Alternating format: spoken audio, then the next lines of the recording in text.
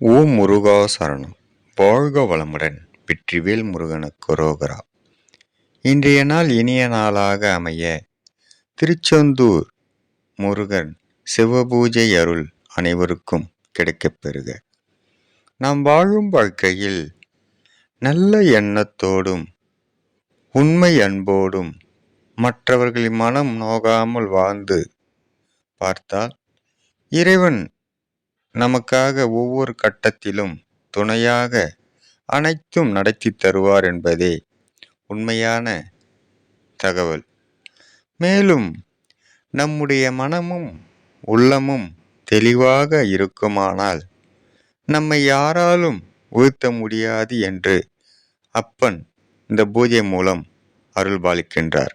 ஓம் முருகா சரணம். வாழ்க வளமுடன். வெற்றிவேல் முருகனுக்கு ரோகரா.